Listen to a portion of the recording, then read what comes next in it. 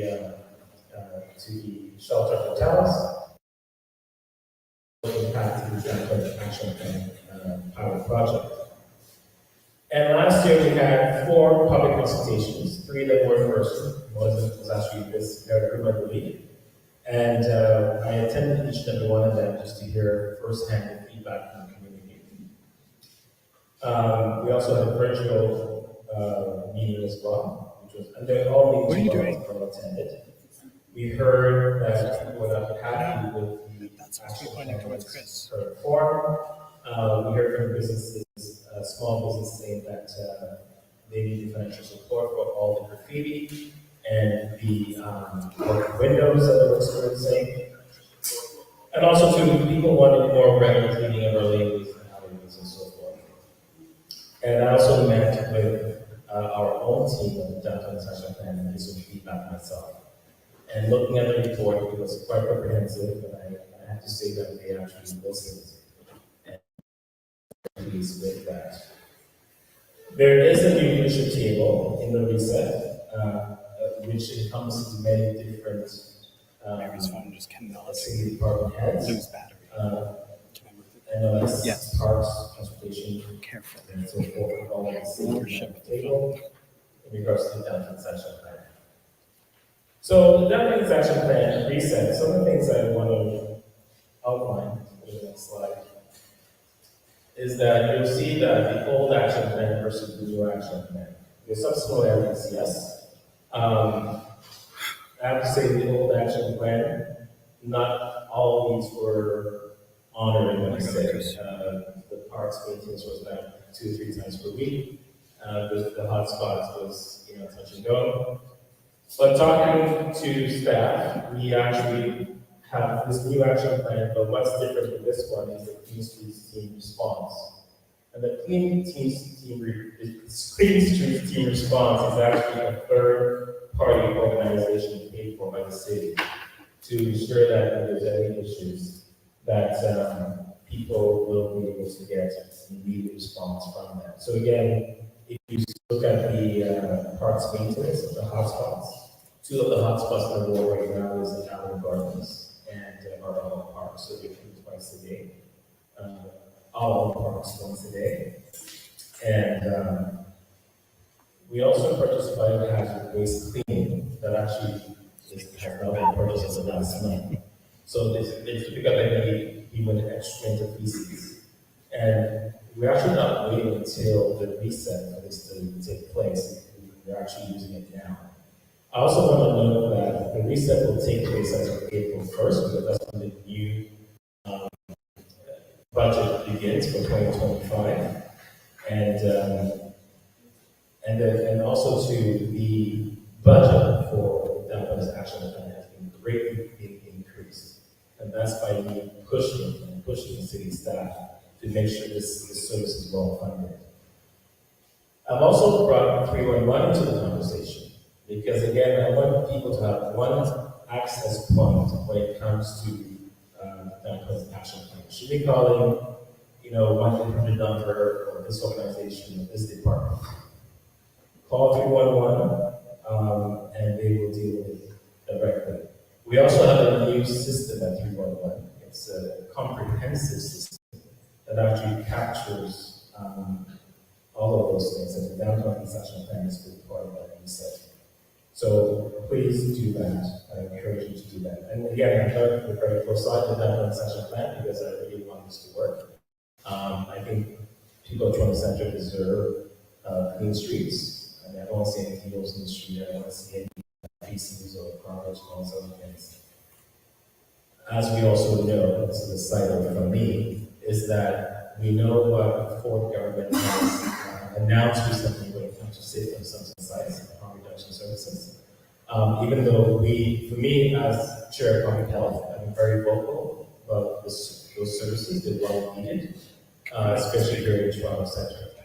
I feel that if we lose safe consumption sites and harm reduction services, that we will see more emails, getting pushed against the walls in our school runs. We don't want that. No, the screen.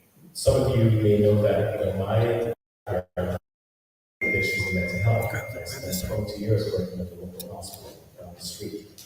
And so I know firsthand that harm reduction services do save lives.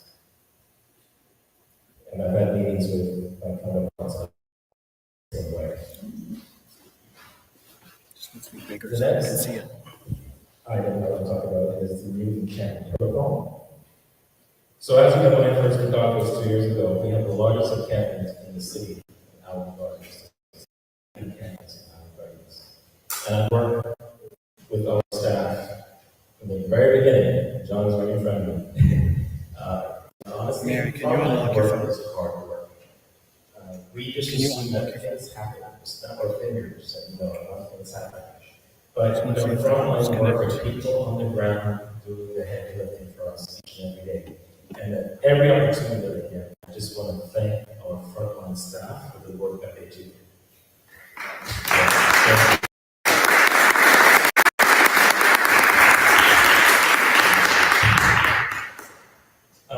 So from the very beginning, we have used the road model when it comes to dealing with encampments. And even though we didn't necessarily have to, that's the model that, and there was great success in it, and so we replicated that in Allen Gardens. But also the new camping protocol came into effect, passed through council in July of this year. And it's taken into account the 20 recommendations from the ombudsman, and also to the local courts ruling in kitchen water. And we have 6 points here. First, it's going to be an engage the individual, offer them support and pathway to housing, and provide shelter for housing, prevent any occupied structures installed by a set signage, Don't have the cable and monitor from your for computer to the soundboard for Q&A. And again, the piece that's not mentioned here is that our staff Where'd you put it? has and do build trust with those who are in the campus, right? And this may take weeks, it may take months, but once they get to trust and to know our staff, then That's for me. listen That goes from your computer. and certainly service that to services. I believe that if you just ask people to move out of the park, they're just going to move into in front of an empty storefront or a lane. It doesn't really solve the problem. To solve this issue is housing. And not only housing, but support housing and government services. We know that that works. And the mayor and council is working hard to build a lot of housing. As you know, for example, the Bomb Place Hotel has been converted. You know, that's in my system to figure out. So, but we, with intention, are housing people from the campus as much as we can. The other piece I want to mention, though, is that there has been involvement in the system, and that we get 500 refugees coming to Toronto every day. And a lot of them are in our shelter system. And so, as a result of that bottleneck, we're seeing less spaces for those in the campus, and it's just a ripple effect. So the mayor and the council have been talking to the counterparts provincially and federally to strategize drug support as we can to get us Toronto across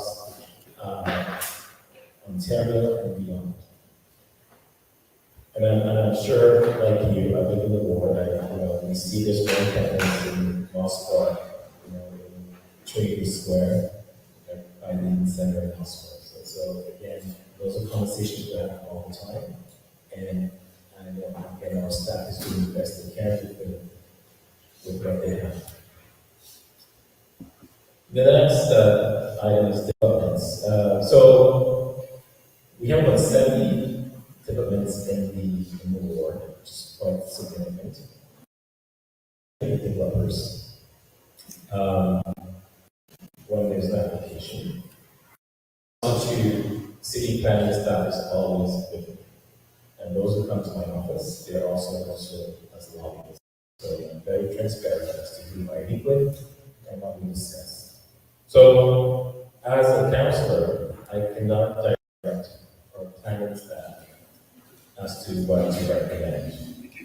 The Planning Act is a provincial act, and it's independent of the council. But what I do talk to developers about is securing CBCs, which is 4%. As we know, the province changed the law, I think last year, 2 years ago. And before council, we got to 7, 8, 12% of section 37. Now we are restricted only at 4% of the total value of the property itself.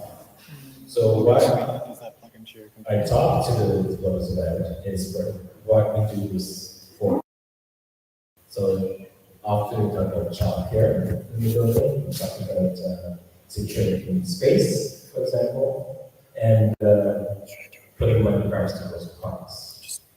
So those are the things that in my previous council that I talk about with developers. It's also and the new bill is 39. The city now has 90 right? The city now has to process an application. Right? So this is why we actually created a new deputy city manager of the city to help and they restructure the planning department to help deal with this new legislation. It was an echo. A lot of people don't know that, so I take time to mention it.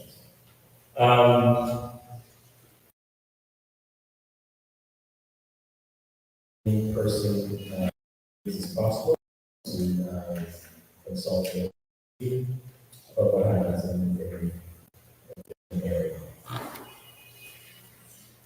It's also important to note that the city has sent to the province on many occasions to implement inclusionary zoning, which has been sitting at the Premier's desk since the Grey government. Inclusionary zoning means rent control. It's a provincial responsibility and it's up to them to decide. Affordable housing.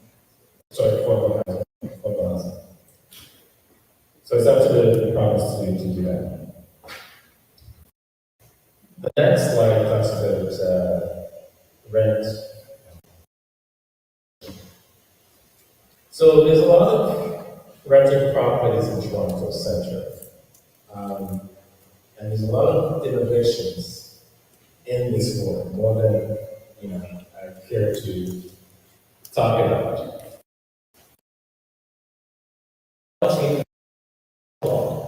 Right? And it makes it easier for landlords to develop. 25 cent managers on my desk, and that was an issue I had to deal with right away. And so I worked with city planning or legal department to try to get as much out of the rent gap as possible for residents of 25 cents. And so this was actually the benchmark for comprehensive. And this example is a one bedroom, and this is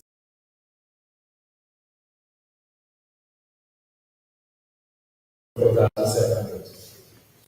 And early this year, I passed another motion, seconded by, I worked with Josh Randall to actually change this a little bit and bring CNC numbers into this, as well as 20.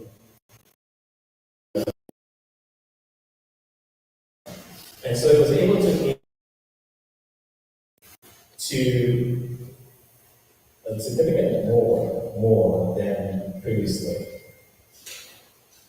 based on these numbers. So, the number here for one bedroom today is $50,740,000, and not just for one bedroom. It goes more significantly depending on how many bedrooms and the size of the unit. And that's a one payment to the person who's vacating the building. And of course, we have support because it's a full facade. We provide to help funds over 4 years until they come back into the new building. So as a city, that's the best that we can do. Like I cannot control the village. And at any point in time, the province can say, you know what, council, they can change it. But as for right now, that's what it is, and I hope it stays that way.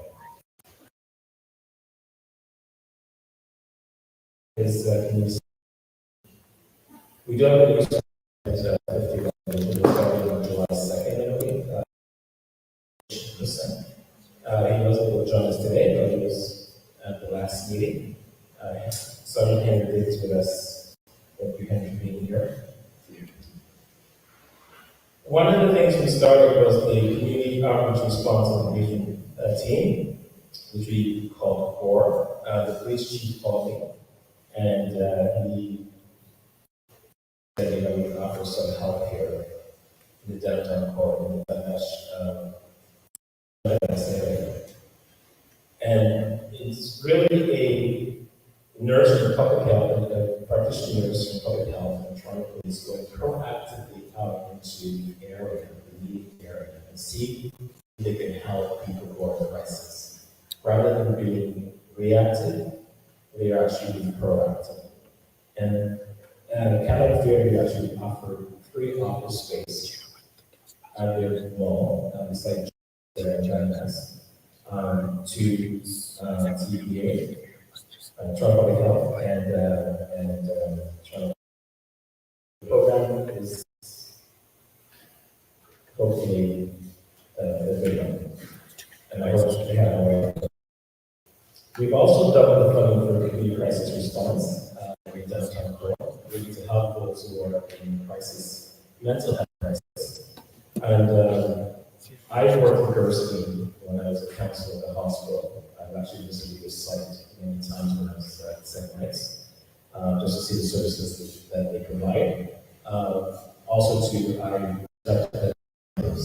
in my role as a counselor at the hospital, asking for their support. So I know that they're a credible and competent organization, and I'm happy that they are our partners in the city when it comes to community crisis response.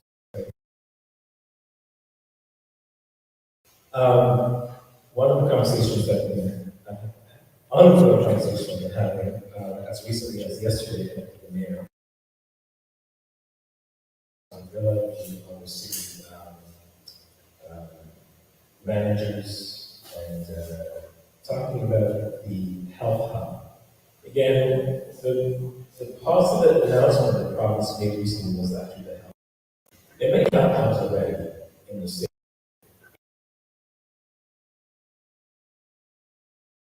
We actually provide health hubs. And most recently, London, Ontario, had a health hub that started about 3 or 4 months ago and was very successful. Our head office at 277 Victoria is actually moving next year. And so we want to create a new health hub somewhere in this ward. Food care, women's health, dental services, and a local barrier respite for those who are experiencing issues with mental health. And so we have not yet announced our that with us, but I can say to you that we have their support there, and we will announce hopefully in the next month or two where this new health hub is. So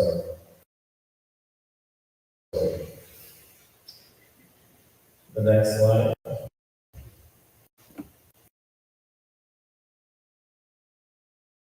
Over the summer, in the corner of Sackville and King, where a mother and her child was killed by a driver. So we I proactively went out, I think that week, and used Section 37 funds to install a street light there rather than a crosswalk. And additionally, we're installing 6 new lights from crosswalk to street lights, traffic lights in 2025. And we have an additional 16 or so. Well,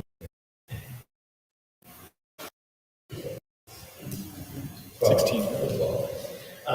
Yeah, 10. Okay, we counted. 10 that we will install in the future. So we're actively doing that, converting to signal to pedestrian safety. So that's really exciting. Oh my God. Bike share expansion.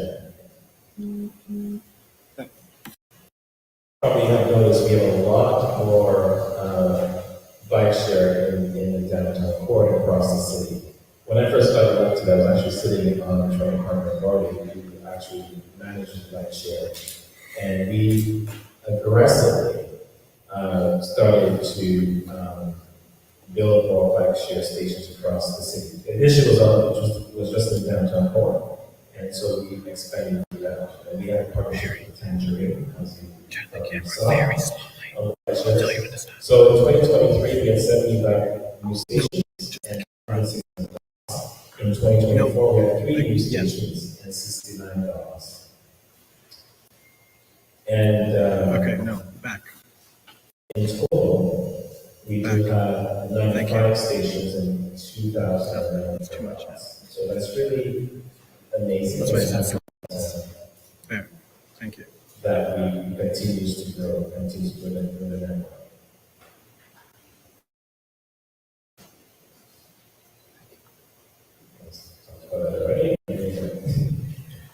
So a neighborhood project. So it's exciting. However, Palm House restoration and finalization. I was able to actually visit the Palm House about maybe a month or 2 ago. I had to put my hard hat to enter the space, but it's done a total, of the space. The new glass actually came from Dubai. It took some time to get here and ship clay from Qatar. And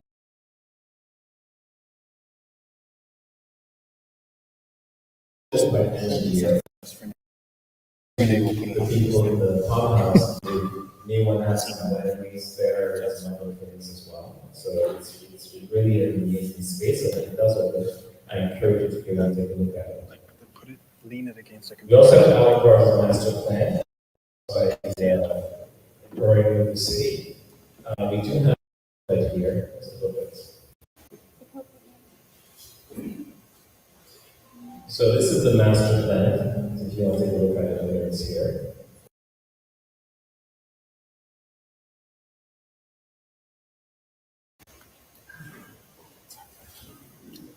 And also too, we have a new teaching work in our programs.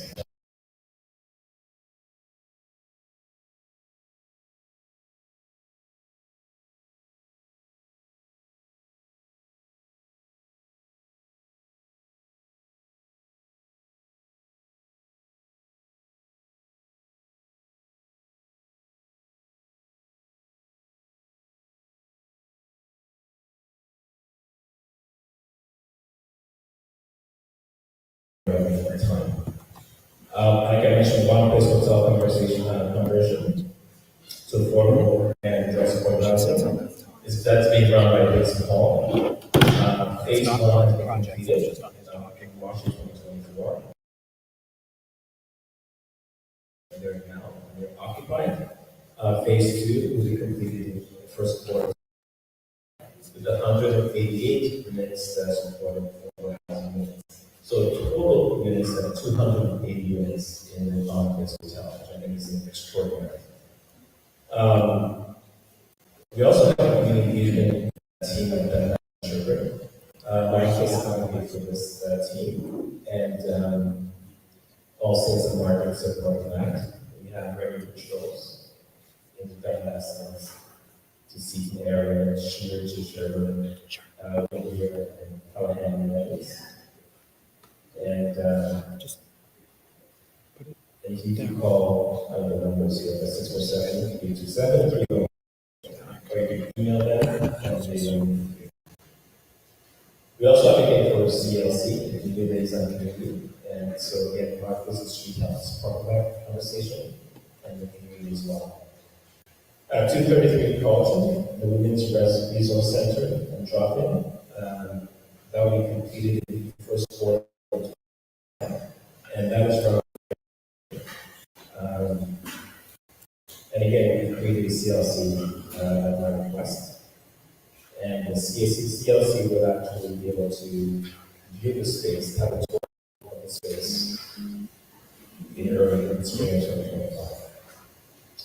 And lastly, the George Street revitalization, which we've been talking about forever and ever. I was told that construction would take about 5 years, but completion is estimated to be between 2029 and 2030. A report with detailed timelines is coming back to the SEC committee this December. We're also launching participatory budgeting in cluster 3 this year. We have 46 total projects. Of the 46, 38 were deemed feasible, and 15 of the 38 feasible projects will be funded outside of this process. Alternate funding for those projects. So you can visit chrismores.ca/PE to cast your votes. The voting is open for the 1st and closes October 31st. So voting is on now. I've been working really hard to communicate as much as we can about everything that's going on at the point. We have throughout the resource community. It's a guide that we put together. And we refresh that guide every year. You can also go to the online resources at chrismores.ca/resources and neighborhood specific pages for the government in there as well. And we also launched a text message service for you to subscribe to, and construction services. But more recently, brainstorm, we actually used it at 77 Howard, because during that time, the entire building was full of stairways, the elevators, and we had the systems of security to go into each of the floors and flyers to all the units, and people were able to have a text message, subscribe to the text message, and we were able to keep them that way. So it was very successful. So I encourage you to sign up. I also encourage you to this year I launched Center Talks online to breakout rooms, and so it's really a good experience. So I encourage you to get involved in that. I've also started a youth network, launching a youth network this fall to get youth ages 14 to 24. So we're in Neighbourhood School, an opportunity to learn about musical benefits, discuss policy ideas, and create volunteer hours. And when I was and I see the value now, despite also a Black youth fellow, a Muslim youth fellow, an Asian youth fellow in my presents itself. And Toronto Center Projects, the website our office maintains to keep residents informed about capital projects happening in your neighborhood and access to the work. And every year I conduct to gather feedback and measure the session. Minutes.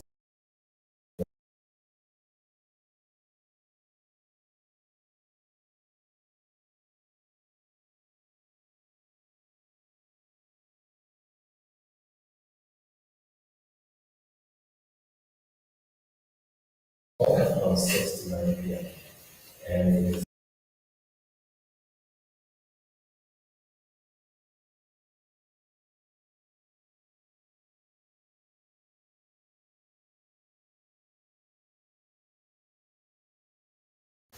So please,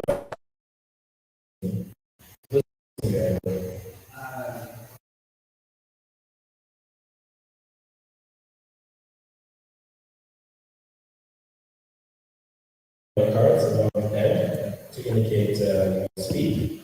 If you are online and you speak, you can type in the chat.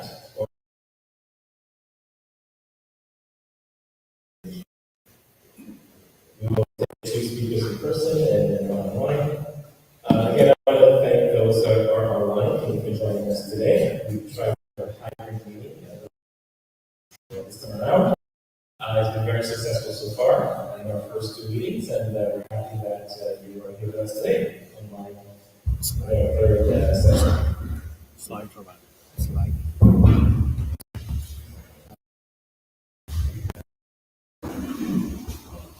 No. The only. Thanks so much for the opportunity to speak.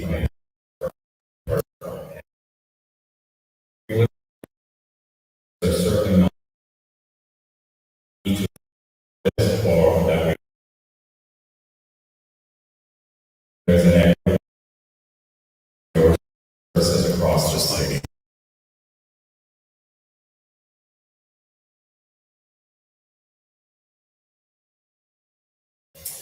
What I'd like to ask is a situation or a story that I heard earlier this summer that has left me kind of so perplexed that I'm hoping you can help me understand. A group of dogs were banned from the dog park because their owners hired private dog walking service. So there's a lot of barking, there's more people, ban them. And so the city banned them. And so they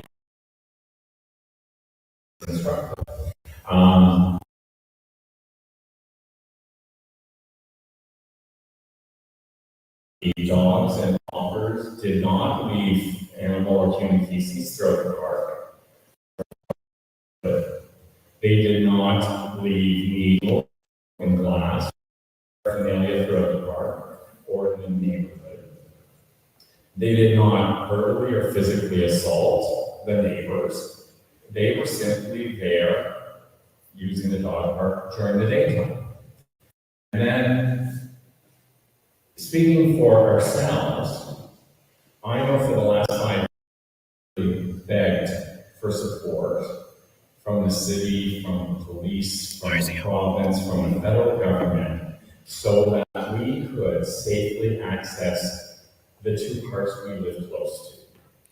So that we could safely the playground, the conservatories you speak of, the ball diamond, the tennis courts, or the community center or the tennis. However, there has not been any improvement so that we can safely access the park. So I'm just wondering how some areas, when it appears from what I've been able to learn, nothing illegal has happened, but something is being used for the purpose which it's intended. Yet the city will act based on concerns raised by the neighborhood residents. In other areas of the city, such as Cabbagetown South, our parks are being used for illegal purposes constantly, which are not only impacting our ability to use the parks, but are impacting our ability in our own home and our own neighborhood. And yet there doesn't seem to be any trust or any support that you're speaking of for others for the entirety of the neighborhood. So I'm hoping you can help me understand. So I want to start off by saying that I will dog lover myself. To be 7.5 years old. Some of you also know that I actually own a pet food store at the center of the You're talking about, right? No.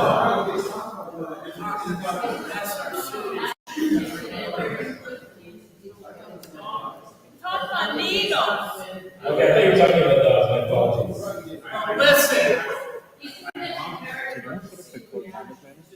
I'm talking about safety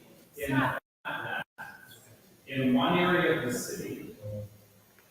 A city resource, a dog park is being used as it's intended. And yet the city will act to ban those residents' dogs. We want to access our park for reasons it's intended. We have begged for assistance to do so, and yet we have absolutely no response from the city to any level. So, thank you for clarifying my apologies. So, as I mentioned in my remarks, there are limits that we can do when it comes to removing people from our parks. There's a Kitchener lower court ruling that states that we cannot remove people from a park unless they have somewhere else to move them to. We also have an ombudsman report that has 22 points that says that we cannot remove people unless we have a safe place to move them to. And this is why we have done our best to create more spaces to move people indoors. And I've been very focused the last years, trying to move people from our parks and into spaces. Also, when we actually clear a park, we actually put up a sign saying no on campus. Because I was told by our legal team, again, what I'm able to do is two different things. So our city legal staff has said to us, you cannot go put a no campus sign on the park when there's no campus, right? But once an encampment is cleared from a park, we can put up a no encampment sign. And that's what we've been doing across the board. So I have been, and again, I have worked for city staff, TSS staff, and then Deputy Mayor McKelvey when she was in charge to actually secure 50 beds for people from Toronto Centre. And so Toronto Centre, more specifically our gardens, has been given priority when it comes to actually people indoors. So that's me and my team working very hard to try to keep our parks safe. I really took the time to explain in that we have almost doubled the resource for that initiative. I've been very hands-on in making sure that we have the staff. We have 2 full-time staff and a manager for the downtown action plan and in the reset, specifically for our ward. All right, and having a third party that we can go to, that we're paying a lot of money for, to help clean our alleys in our parks. You will see a significant change as of April 1st in the new budget of the city, because that's when the reset starts.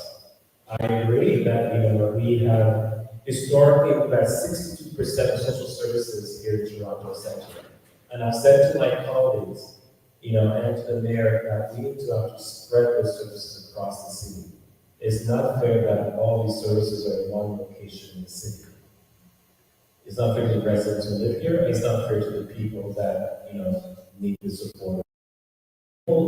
Historically, based on my expertise in the subject, people heal and get better in the neighborhoods that they live, where they are on friends and family. Displacing them to come down here into the core is not the way to do that.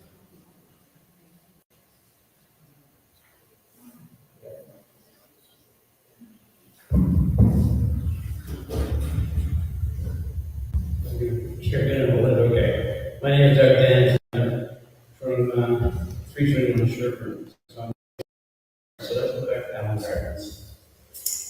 I'm volunteering with Friends of Allen Gardens, an organization that has been thrown into Sherburne because of COVID and inflation and a lot of other things, plus the tent circumstance. The issues around tenting isn't so much that you have been moving people out. People come in and they've got accommodation and everything's fine. There are roughly 3 very large compounds within the park that seem to, if they're trying to find a facility to place all the stuff they have in those tents, I don't think you're going to find any place. So maybe they're going to be there for a long time. I don't know. One of them, we understand the street is a source of drug dealing, which is something that the city knows, and it asks the police services not to interfere, to keep things, whatever. The First Nation is sacred fire. Developing into 10 complexes. It's expanding for 3 TVs now. The main concern with them and the larger complexes is the music that's played. Sometimes all hours of the day, all hours of the night. Calling 311 is useless directly ourselves because you've got to call back on them 2 to 3 days later, it's everything's fine. Well, the issue was when I called now.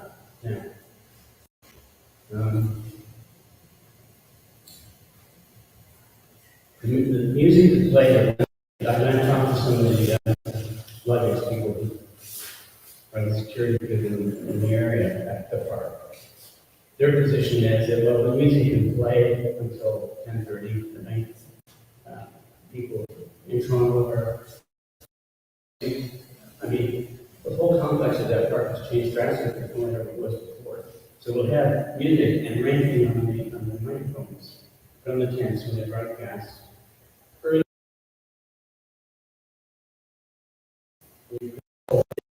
Projects, they will then now call 311, and that will usually take care of the problem. But is this something that's going to go on now until, as you mentioned, April 25? The other thing with the park is the damage to the trees. 2 of the 3 redwoods that are at the north corner of the indigenous growth zone, large branches have not come back, did not meet again this year. And it's because of the pickups. Every vehicle seems to have a single outcome. They drive all around. They've been since bringing in blocks to, I guess, keep the trucks on the pathway. But they can sure enough accept the turf. And they would also drive close enough to this complex of 3 trees that they damage the root base. And now they've added, because of the expansion of the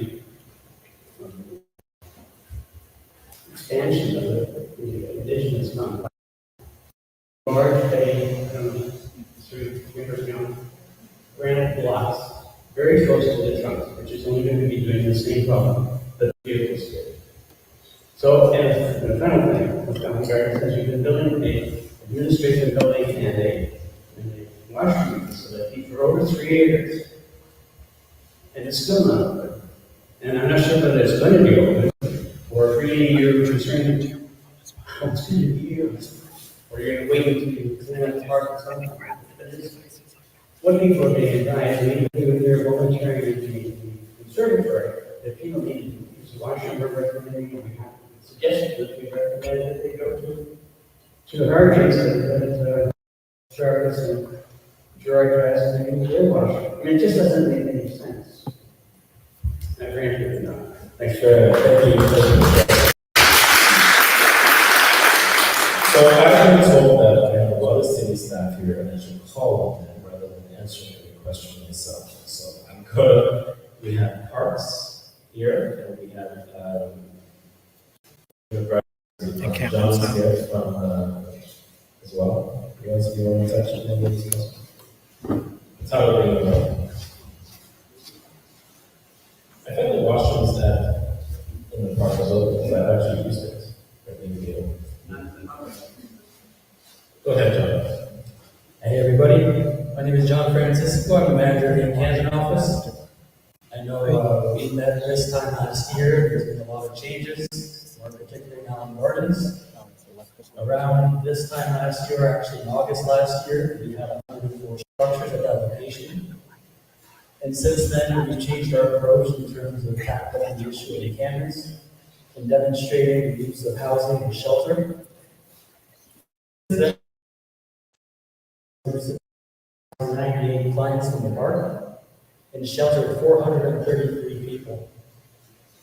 Doing this, it's helped to greatly reduce the number of encampments in the park and prevent further growth in the park.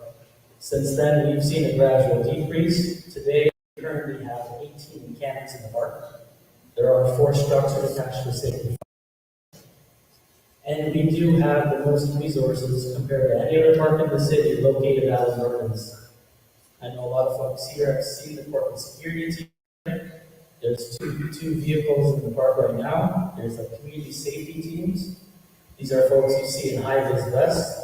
They help with paraphernalia and sharps pickup in the evening and overnight hours. In addition to that, we've also heard many complaints about the music in the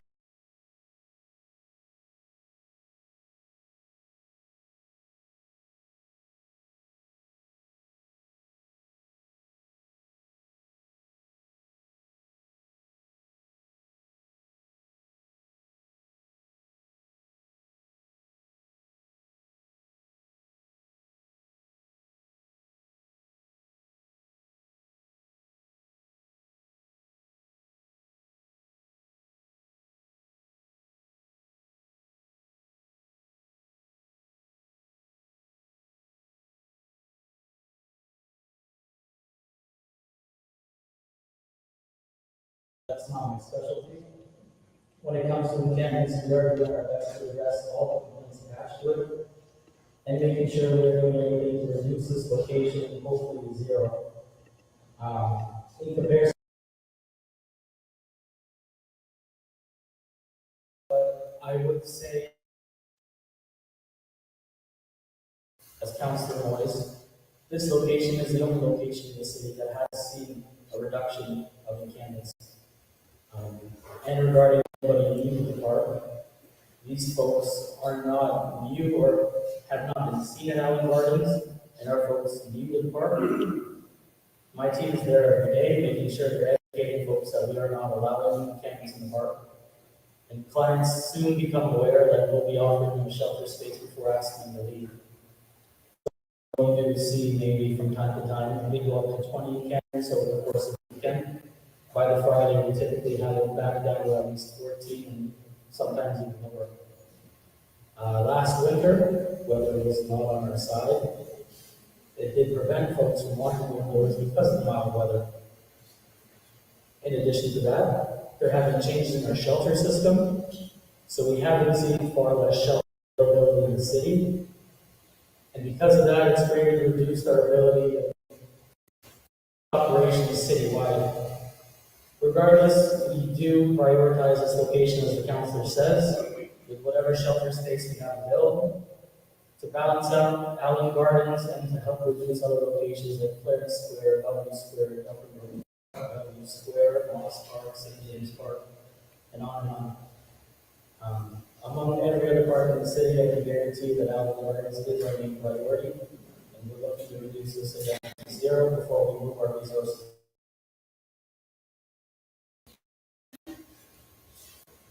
Sorry, did you say again? The drug issue. The drug issue in the park, maybe MLS can respond to that as well. Or Toronto Police. MLS is not. Toronto Police. MLS. Sorry, Toronto Police, but That's what we try to do, so. yeah, we'll just step there. This park's here. Park's here. Sorry. You can speak to. Hi, I'm Mr. Andrea. I'm the Parks Ambassador Program Unit, so I have 3 crews of staff that are at Allen Garden Parks and other parks across the city. So we've got our Parks Ambassadors that go out, so when you let us know when you can't enter the park or an overnight sleeper, our Parks Ambassadors go out, try and connect with that person, and we'll often make a first point referral to the street outreach services. And then we've got our Parks and Camping cleanup crew. So these are a specially trained group of staff that feel comfortable working with folks, and they will clean and connect with the people and get people to volunteer give up unwanted items, they hand out garbage bags, they arrange drop-off zones in the park where they can clean up. And they clean up when somebody goes inside, and they take the belongings that they want, and then they leave behind the items that are no longer interested. So we have this dedicated group of staff. The final task that this team does is that when somebody agrees to go inside, sometimes shelters or housing locations may have a bag limit. With the folks there through the encampment office to bag up or box up items that they want to put in. And we'll hold them in secure storage for people for about 6 months or so that when they do move into permanent housing, they can request their items and then to them. And this way, we're trying to remove barriers and allow people to accept offers to come inside and for shelter. And then finally, we've got our DTE parks group that focuses on the parks within the DTE catchment area. Like the councilor mentioned, they're going through the parks looking for that the needles, the drug debris, removing graffiti, etc. Staff will send,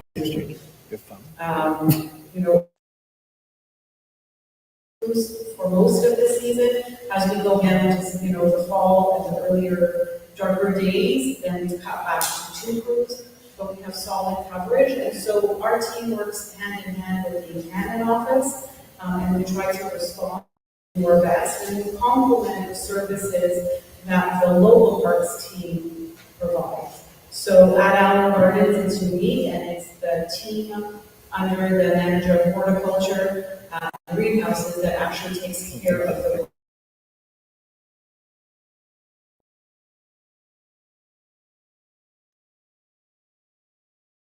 the best is your local park supervisor, or where their team are under their general services group. They'll have a grass cutting group, they'll have a horticultural team of gardeners, etc. So all together, we're trying to work, to provide support and to ensure that the parks are as safe as clean as possible. Okay, and I think regarding the noise, comment on that. I was also informed that when the pop house opened later on this year, the washrooms will also open as well. Hi there, so my name is Yuri. I'm the acting supervisor for the Central District Police team. In question in regards to the noise coming from a park, that actually falls under the jurisdiction of our parks departments. We just heard that 25% of your staff is dogging it like 6 hours a day. But the auditor's report just came out today. You guys are. So that's not my staff, I'm not enforcement, that has nothing to do with it. Well, it's wrong, it's broken. Okay, so I'm going to stick to the noise question in regards to that. So I think it's noise amplified music, there are decibel thresholds set within the city. Theoretically, anybody can play music 24/7 as long as it's within those decibel thresholds. When it comes to the music from a park, that's separate from us. Our supervisor Ryan is not here today, but he'll be able to address that better than I can as to how they handle artists and amplified music. But unfortunately, that falls under my scope. Outside my scope, unfortunately. However, if there's something amplified music, by all means, talk to me afterwards. We can have further chat. Okay, thank you. Question for Henry? Is Henry here? No, he's just on the phone. We can have a break for a second. There is no online. Like there's people online? Can everyone hear me online? Can folks can hear me? My name is Mohit Kodali. I'm with the Moss Park Coalition. And I want to speak to an item that's going to be coming to City Council this week, specifically related to 214 and 230 Sherwood. So for some context, I just want to let folks know that this property was purchased between 1986 and 1996 for $865,000. It was boarded up in 2008. Displaced 60 to 80 residents. Kingset Capital, which has hired lobbyists to meet with members of council 39 times, purchased the properties in 2022, $53 million, and applied to build luxury condo. what I would like our city council to is a 2019 council motion called for affordable supportive housing, but it disappeared from recent plans. And specifically, the report references that in March 2018, City Council requested the Director, Affordable Housing Office from the Housing Secretariat in consultation with Real Estate Services Division, which is now called the Corporate Real Estate Management, to conduct preliminary due diligence for the potential acquisition or expropriation of the privately owned properties at 214 to 230 Sherbourne Street. The properties are located on the west side of Sherbourne Street, south of Dundas Street, east in Ward 13, and are roughly 100 meters southwest of TCC's Dan Harrison Community. 6 vacant lots on Sherbourne Street and 1 vacant 2.5-story designated heritage property at 230 Sherbourne Street. So in July of 2018, City Council requested the Director, Affordable Housing Office, and the Director of Real Estate Service to make a conditional offer to purchase the properties at 214 to 230 Sherbourne Street in the event that they became available for sale. Staff were directed to make a conditional purchase offer with the intent that the property be dedicated to future affordable housing development. The properties have not been made available for sale in the interim. So my question to the council is, when this motion comes to council this week, will you vote against the staff recommendation to build luxury condos at 214 and 230 Sherbourne, and instead commit to building social housing, affordable housing? We know that we have a crisis in our community. We know we have a housing crisis. So we want your commitment that this at this council meeting, you would vote against luxury condos and in favor of social housing. Thank you.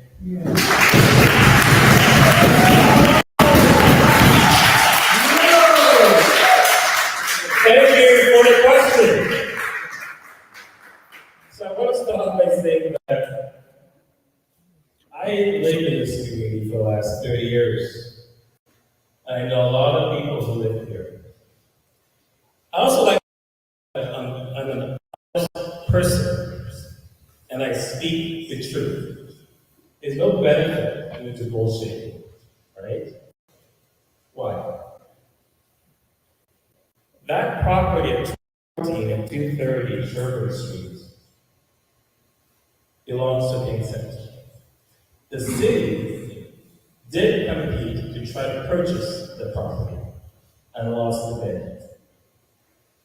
Kingston came to me about a year ago and said, "Councillor, we're interested in selling the property."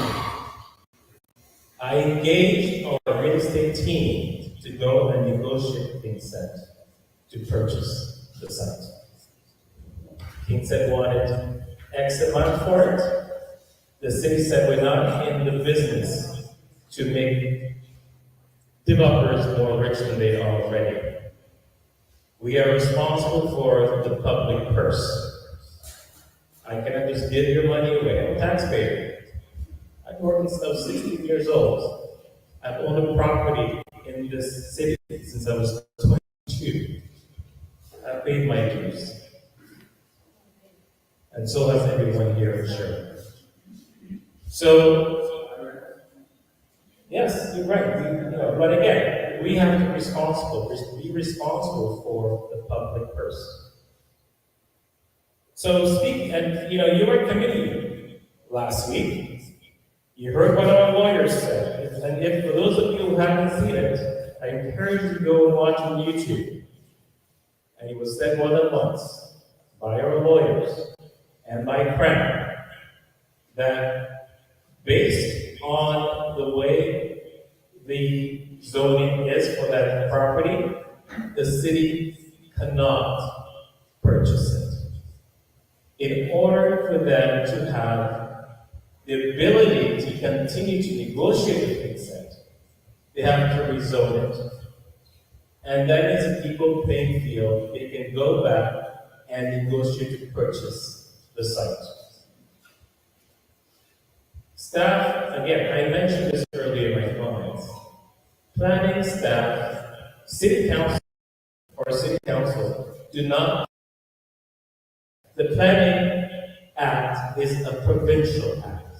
It's independent of council and our influence. Planning have stated in their report, black and white for all of us to see, that they recommend that it be rezoned. The one time, the last 2 years I've been a councillor and went against the planning's recommendation, was the Phoenix site up on Sherwood Street. You know, I think councillors and myself got all emotionally wrapped up in the Phoenix because growing up, we all went to the Phoenix. We don't want it to disappear. And we try to say to the developer, after you develop the site, can you make sure the Phoenix has a space in there? And they said no. So we voted against it. It went to the OLT, and we couldn't get a planner, an independent planner, to go and defend the city. They said, your planner said it's okay, and therefore we will not go and speak against them. So we have to go back and negotiate with the developer on their terms. No fees. But hypothetically, if we were to actually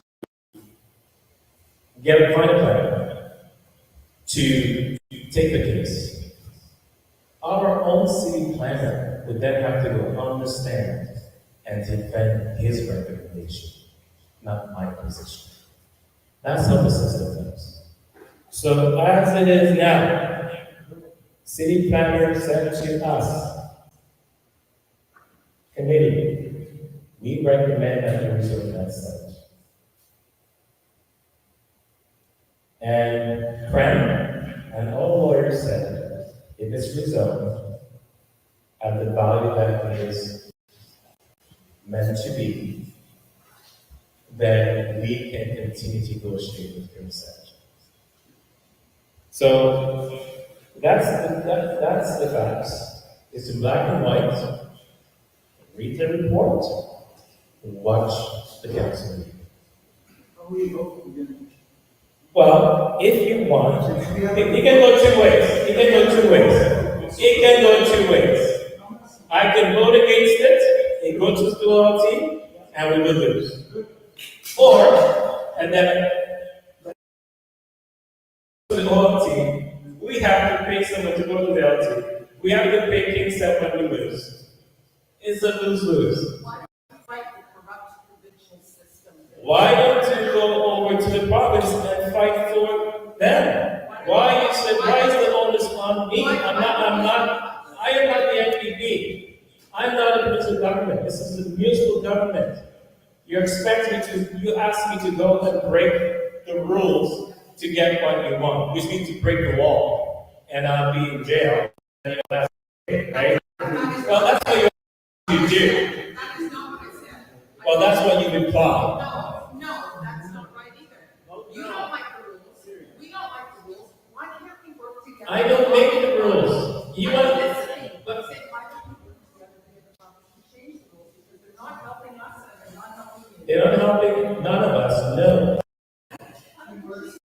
Well, next year, I suggest you go there and perhaps try to work with MPPs you want elected and change the provincial system. Chris, I mean, you took the province to court in 2018 and you lost that at the Supreme Court.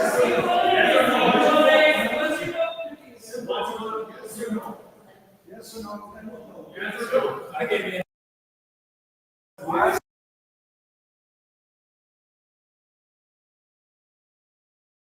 we can go to MLT and lose, or we can set the parameters on our terms at council. Why should we vote no? My job is to be objective and do what's in the best interest of all of Toronto.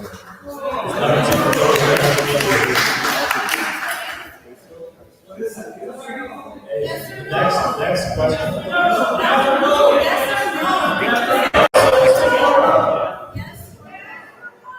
Answer the question. Like I mentioned, I did not say it loud. Just say yes there. Yeah, I will support staff's recommendation. Okay, so it's yes. That's the professional recommendation. It's gonna So vote yes, okay, thank you. Next question. I've taken the time to explain this the best as I can and how the system works. I don't make the system. I don't make the rules. These are conventional rules.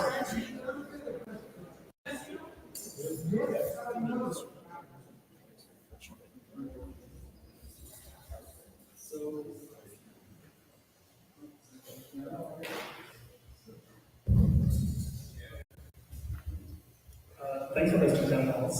It's nice to meet you guys.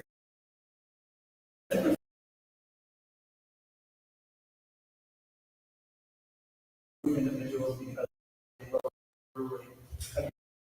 solutions like Hamilton did, where they limited the amount of, the number of attendants and the proximity of attendants to one another within a park.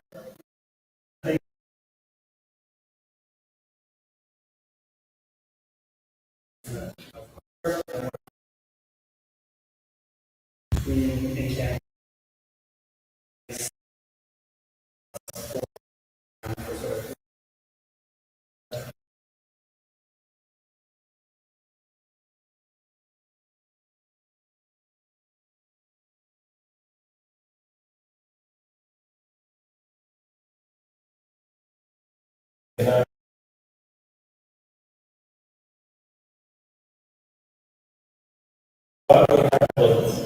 Sorry, can you know the course city bylaws? If it's more than X amount of attendance, you can't have a candidate. It seems to work for Hamilton. The thing is provincial and supersede. What is gonna have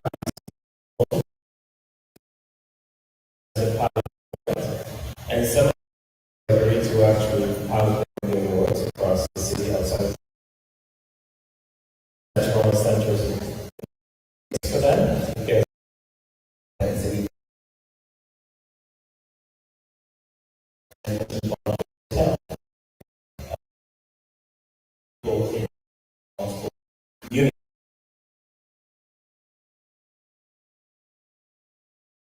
That's it's been all hands on deck.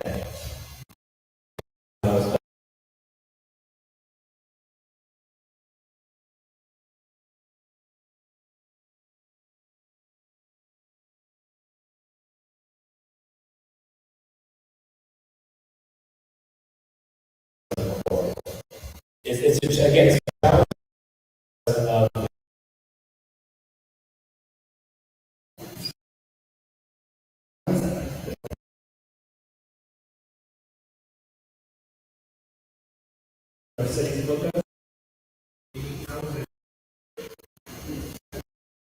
we have a strategy.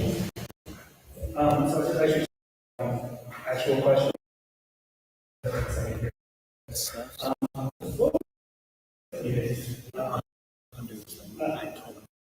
Maybe there's enforcement going on. I don't see it, so maybe there's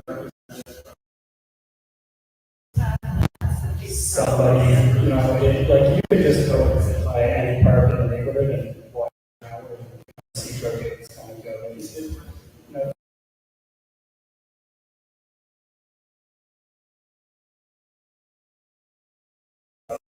And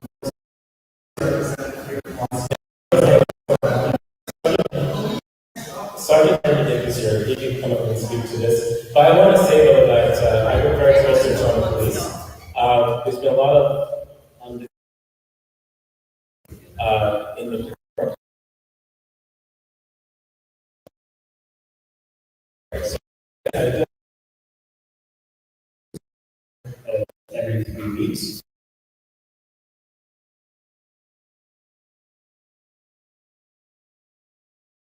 Yeah.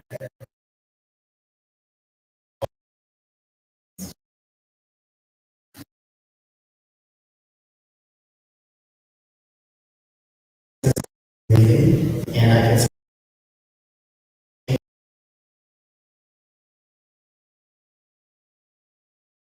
can hear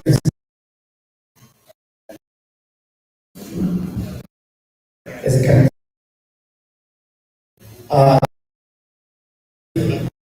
One, approximately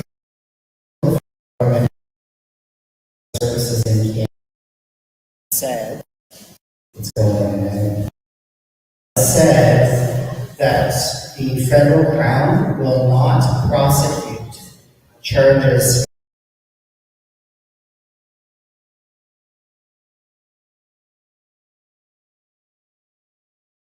The only substance would be considered one that would not be charged for was marijuana. That's now extended to any illicit narcotic.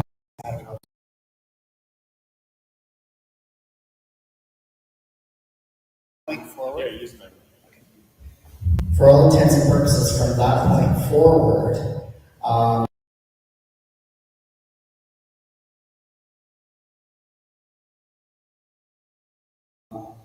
you can't, for example, be using drugs in a school, in a primary school setting, that type of thing, right? That's for, just let me finish please, sir, because I think people need to know this. We've asked the question, so we don't, if for a vehicle, you can charge for possession.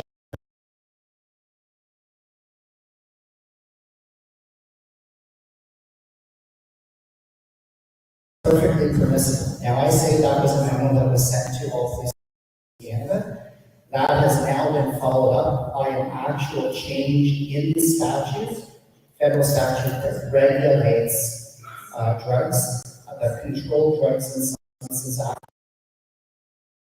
So it's virtually impossible.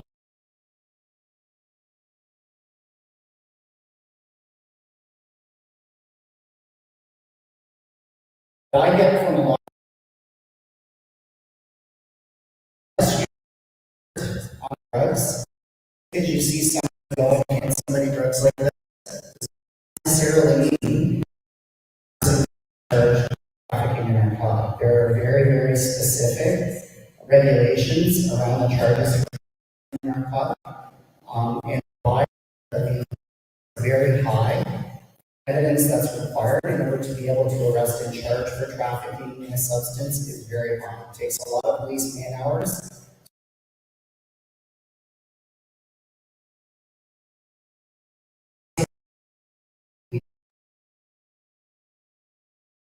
Just recently with my office, where we took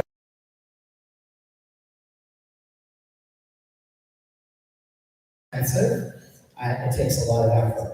But don't just assume, because what I get from this a lot of times, well, people are using drugs and property or whatever, and then I go and I look at it and they got there, and it's people using. And as I've said, use of narcotics, I'm afraid there is no charge for narcotics.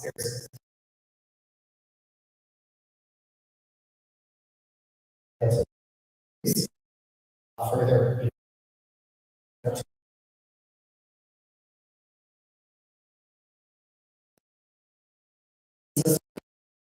It doesn't really make a whole lot of sense in some circumstances, because if you're drinking in a park, right?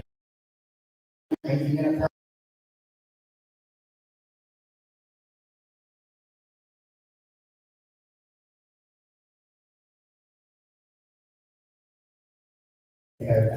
There is actually no legal. That's just the reality that we're dealing with. So I recognize that that's very, very frustrating for almost everybody. It is frustrating for the police. So we work within the laws that we have. We do charge for trafficking, possession for the purpose of trafficking. One of the most frequent charges in my office in particular, happens a lot. But you have that person's going to make bail probably the same day and be out doing the same thing later on this afternoon. Often before I'm done my shift, my guys will have arrested somebody, we will have gone to court for trafficking in narcotics.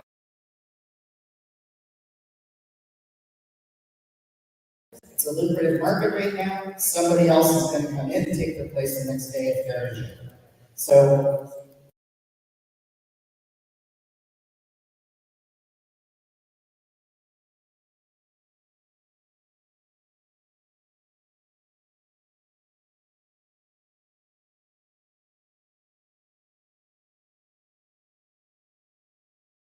we're not together, but to say that we're not doing it, we are doing it.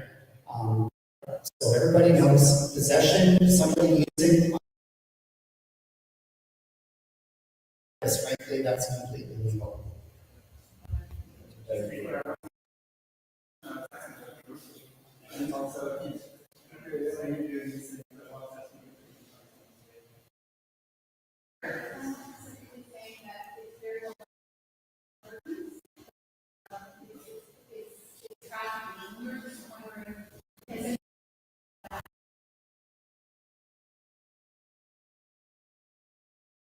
Jurisdictions in the entire world where a search warrant has been conducted on intent.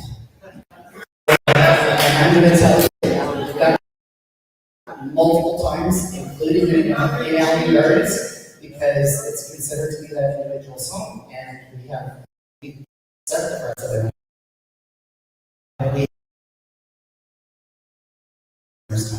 So, yeah, I'm well aware that there's drug dealing. I'm well aware.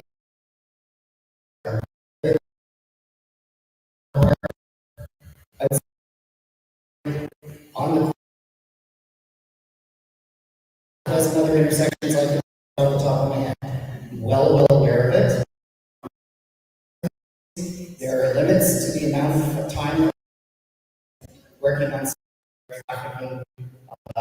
As I said, it affects that we're also looking for, but we do that work. It is part of our core work that we do in my office. It is being done. So. No, we need to follow the numbers. Other people. Again, if you want to speak to start with number for one of the, my staff. Bigger problem too, right? If we're looking at the low hanging fruit, I think we need to look at problems and, mechanisms to actually prevent them from happening.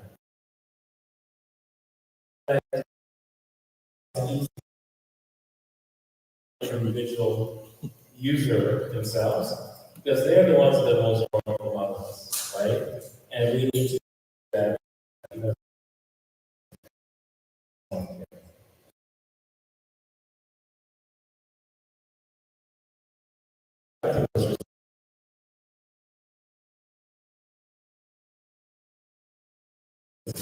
And that they're in our park and our highways. So as a city, we have no choice but to actually step in with problems. Right? Yeah, we spend 1.7 million a year on housing the city of Toronto. Most landlord in the country for TCAC and our partners. Like we continue to invest, I'm sure in the next 5 years, $2 billion.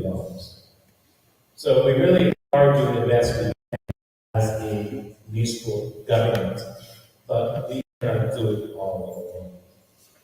Right? It's important.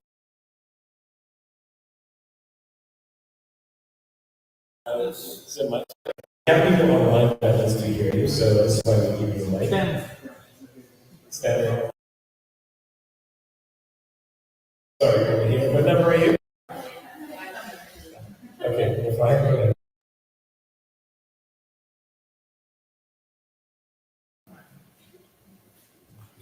Oh, Jesus. Please turn it on. It's because somebody, it's not on this. Hi, so I'm just gonna say that I have one comment and then I have a two-part question. So that was just. First of all, I'm Ray, I'm a member of the coalition No Gun Evictions, that is against profit-driven evictions and also community-led development. Councilor Moise briefly talked about gun evictions and the compensation package. I just want to let people know that $50,000 is like a lot, but when you actually do the math with all of the fine print, and I know because I've done it, because I'm getting gun evicted, it's actually quite a bit less. And there's not enough resources to help people. So even though there's supposed to be progress, it's not enough still. So I just invite anybody here who is going through a debt eviction, who is worried that they might be debt evicted, or who knows someone who's getting debt evicted, please come and talk to me. I will be happy to speak to you about the process. Sorry. My two-part question for you, Councilman Williams, is so I see that you spoke about building housing, but we know that as we were here about the parks and the campaigns, and like I absolutely agree that nobody should remove unless they can provide the same housing. You mentioned that you and the city are working to build more housing. So based on the knowledge that we gather, most of it is unaffordable housing. That's built by people talking about it. So I'm wondering what the city's solution is for building more affordable housing to get people housed. You can specify that type of housing in the plan. And then the second part of my question, which is related to the site at 214 Sherborne, is that the chart that was mentioned, it said that the city staff recommended the acquisition or expropriation of the site to build deeply affordable social housing to help the people in the community, to get them housed, to get them off the street, and to help them finally get the help that they need. In all of this talks that we have heard, we haven't really been hearing about the possibility of expropriation. So what is the city's stance on that, especially since when it comes to the capital, I know this because I'm facing with my building, their plan is to purchase a piece of land, to rezone it, to increase the value of the land, and then resell it at a profit, and in no way actually participating in building housing. So I understand that it is city staff recommendation to move forward with rezoning before potentially acquiring, but I don't understand why staff would recommend the value of the land before city would buy it. It kind of sounds like it's getting more money to develop it. So I know I said a lot of points, and I would really appreciate some clarification.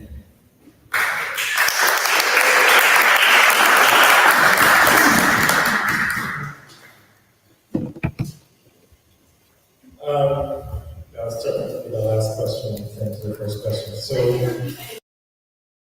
So why are we expropriating the land? 214, 230 Sherbrooke. You have to remember that Kingset bought the property many moons ago, and last year before coming into place, that most of our ward is a transit-oriented community, which means that density is allowed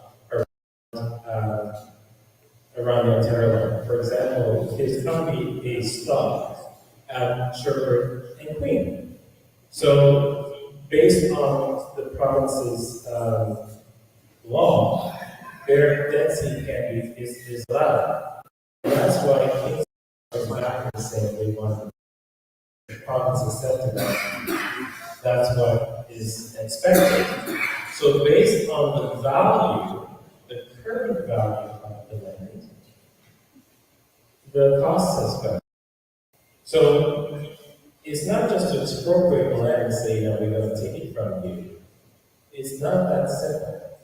The city would have to give the developer the cost of the land at its current value. So it's important to know the difference. And in regards to build affordable housing, we have the housing secretary. Yeah.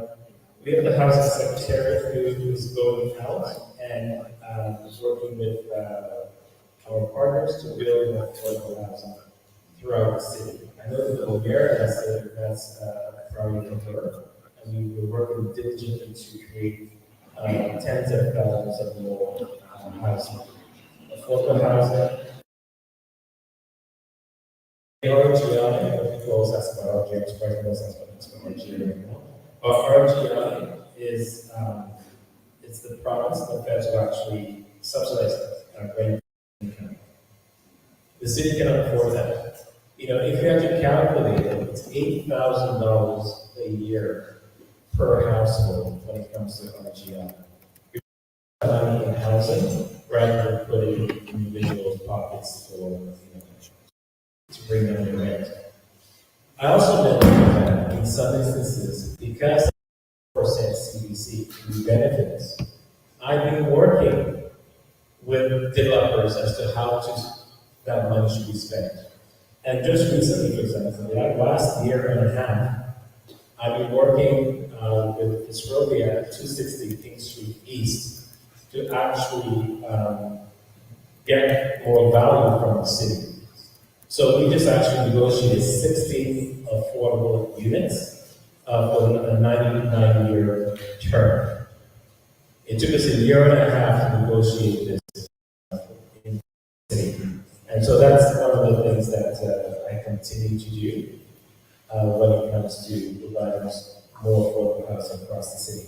I also think it's important to have, and again, another big actually finished with more rentals as well.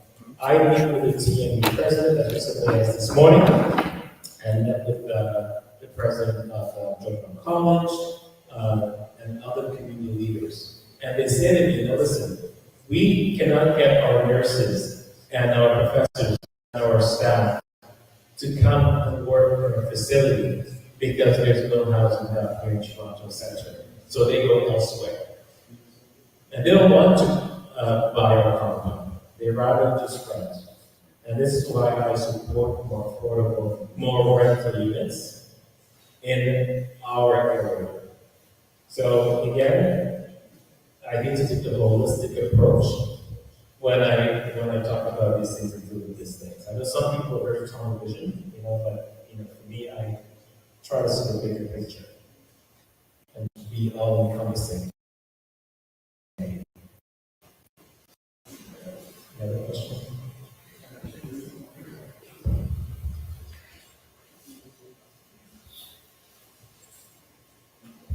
Yeah. Hey, Grace, good evening. Hello, everybody. My name is Miguel from Region Park.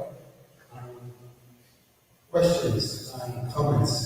My first question is, so we have heard a lot of information about this property, 2 Sherman Street. We need to tell the rest of the why is it that business to do in the Kingston capital? We know that Kingston capital doesn't act in good faith. The business is to profit. And there have been several cases documented. And one that I'm speaking to the seniors, I want them in this room. How do you feel about getting to the building and being a senior and knowing that their outlet is not units? There's a long waiting list for TCAC, and we are not building that RGI stock. We need to have more RGI. So I want you to consider, Chris, the willing of the community for you to be the leader as city council. We're not asking you to break the law. We don't want you to go to jail. But this is the time when we need to stand up to that board, to some conservative bodies, and tell the province, if you're not going to build housing, we're going to take that property away from your hands, and we're going to do it because we have the money. We have money to hire more police officers this year. Why can it be impossible to expropriate this land? The question I have is for practice forestry another year. I'm a big user of the Town Hall Aquatic Center. Lately, the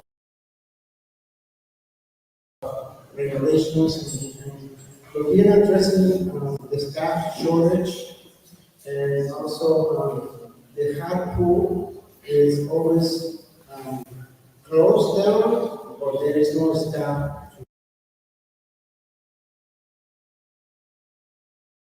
and improve the service quality for the residents that use the Town Hall.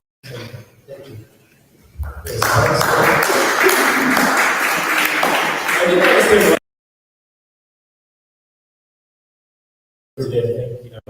We have royalty because as of right now, there's actually a different site in the northeast corner of Church of Wellesley that is it's Kingset property, and they want a lot of density on the because of that site, and the city has said no, and planning staff has actually recommend that we actually reject their development site, the density there, because it shadows the Barbara Hall Park and the East Memorial.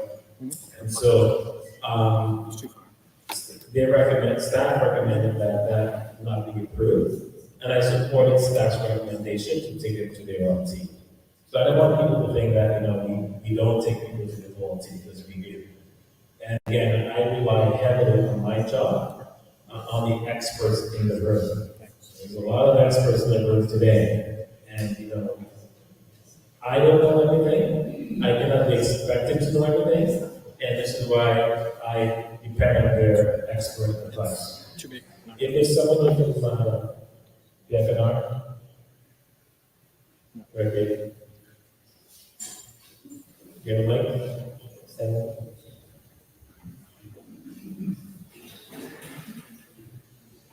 We don't need a projector. Stand over there. Stand there. I mean, it's just a thank you slide, so it's fine. Your computer keeps. Thank you, everybody. My name is Andrea Chow. I'm the General Supervisor for Parks Operations for Ward 13. Regarding the panel climate, I did work in recreation and aquatics especially. However, I'm no longer with that unit.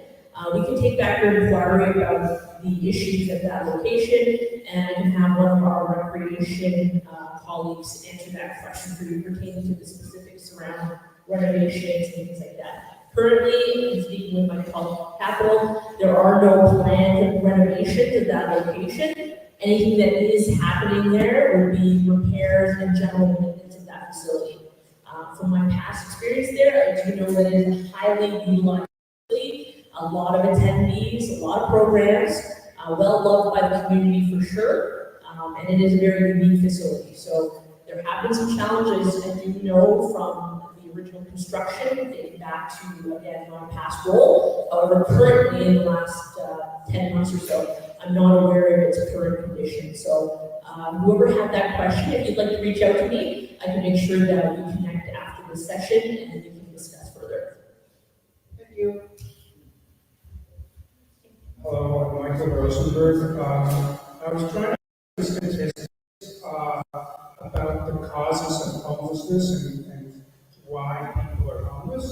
And they quoted me from a survey that really didn't answer the question. They quoted me from people who answered they're homeless because they don't have money. Well, that would be almost all of them. I actually do know one person who had a lot of money for some reason he was homeless for a while. But mostly, that's not going to tell you whether, what I want to know is, did they ever ask you any of the surveys questions like whether it's because of a disability, whether it's people, or whether it's because they couldn't find work, or because they found work but it was part-time or wasn't enough money for the work. I'd like to be able to distinguish the reasons why people don't have money. I'm sure that almost all of those people don't have money, but what is the reason? And so, do you know of any statistics that could answer that, or can you add more questions to the surveys? Doing those surveys once a year, so that we don't just find out we don't have money, but we can distinguish between different reasons why people. Yeah, thank you for the question, Michael. And that's a loaded question. I don't have all the answers to. I'm sure staff has the answer to that. Okay, there's one staff that has the answer. Well, Mike was over there. I'll say though that I have seen some stats that I think 51% of people yeah, are homeless. Those were, and there are various reasons. There's issues of mental health as well. But go ahead. And I'm trying to find out about the economic category, and it doesn't seem to exist in the statistics, so can you get them to start asking some questions? Go ahead. Yeah, thank you for your question. So we are definitely interested in understanding the cost of the system and cost of support services. So we do a street-based assessment that analyzes those. On the top. All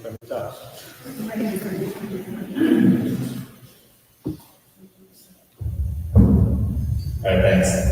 Yes, I don't have the statistics memorized on what categories people result from homelessness, but it's definitely something Toronto Shelter Support Service is interested in. So we do a street-based assessments every few years that looks at a number of factors, including what causes homelessness, where people are at, and what conditions people are facing as they experience homelessness. It is to be reassessed this year, so on October 23rd, we're doing this year, and then we follow up with a survey to assess many of those questions you're asking, including what are the causes of homelessness.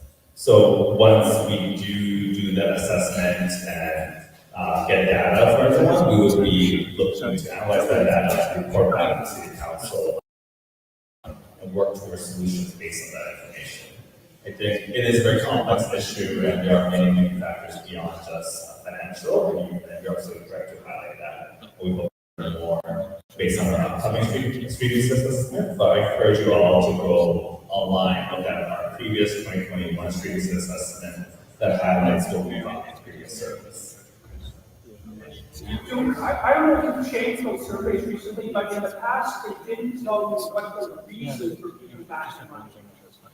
It may be got more recent ones that do, I certainly hope so, or else please add those more questions to the survey. Yeah, I can speak with the appropriate manager to ensure that those types of questions are included. Okay, thank you. We have time for one more question. Time flies. We have fun. Number 8.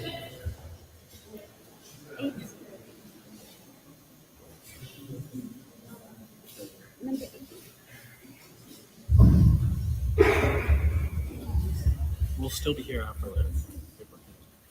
Hello, my name is Jeanette, and I had a couple of questions. One, I'll just name the question first.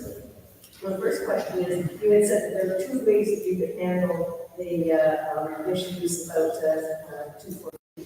Can you please elaborate on the second one, which is the one you didn't get much time to speak about? The other question I have is, if the city is not successful in stopping KingSat from using that site, I understand that their site is going to, their proposal is to have a 45-story condo there, and I have a copy of the city plan, 1991, and it's called a document entitled Sun, Wind, and Pedestrian Comfort, a study of Toronto. And I'll just quickly read you about gardens. It says, permit building up to a height of 12 meters on properties above the park and on properties across the street from the park, with the exception of Carlton Street, where the rules pertaining to facility access for streets may be applied. The allowable heights of buildings located at a distance of 300 meters from the park will follow a cutoff lane that does not permit shading the park in excess of the shadow allowing already currently cast by the permitted height of buildings adjacent to the park. building at that location, it's definitely going to shade, gardens. And it is a place where, you know, it's one of our major parks in downtown Toronto. So having a 45 story building that close to it is going to be a shade issue. And then the other question I have is, I've been noticing that since we've had a fair number of rain issues.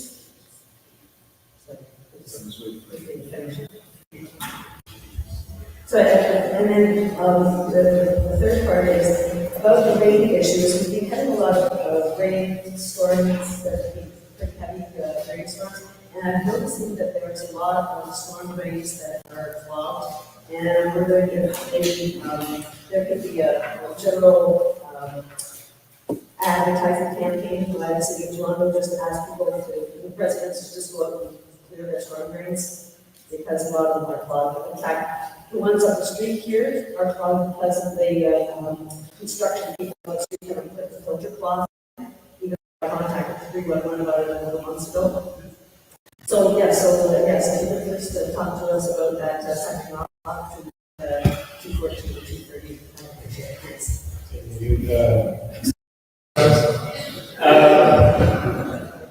The storm drains, of course, the city goes and do their best to actually clear it, and ask the neighbors to clear as well. I know on my street, I actually go out myself and, clear the storm drain, and I know my neighbors do as well. And I encourage more people to do that.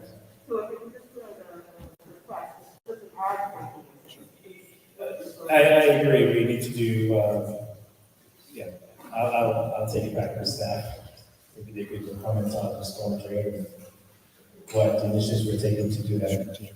The park at Russell Allen Gardens, the building Russell Allen Gardens, a few of them actually have gone to the OLT. And so there is as a result of that. And this predates me as well. And so there's precedence around. Again, most people go to the OLT, 90% of the time, the OLT rewards them. So I hear that. In regards to the 242, 230 Sherburne, the proposed height is 45 to 46 for the rezoning.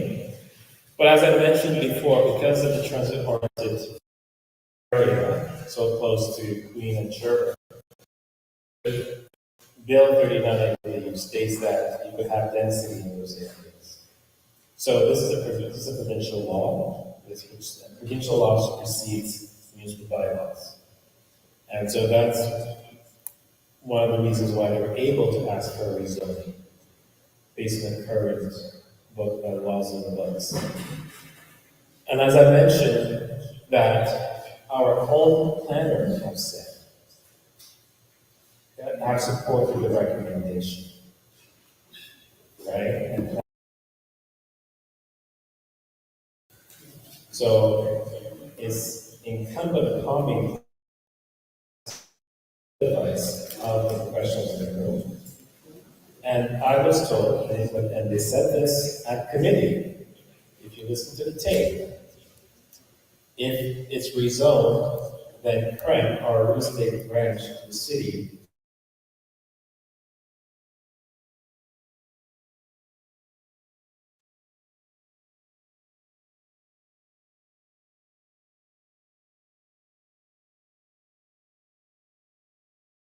so I'm still hopeful that may happen. And I think it's our best opportunity to, if we're able to acquire it, that's going to be our path to do so. Right? I cannot just put my hands up and say, screw it all, let's just, go rubber. I mean, that's not a responsible thing for me to do as your city councilor, right?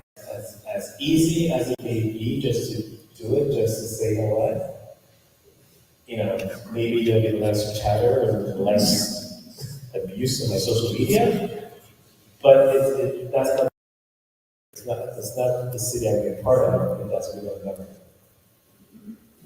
Anyways, thank you so much for coming in this evening, to those here in the room. Thank you to those online. I appreciate you joining us.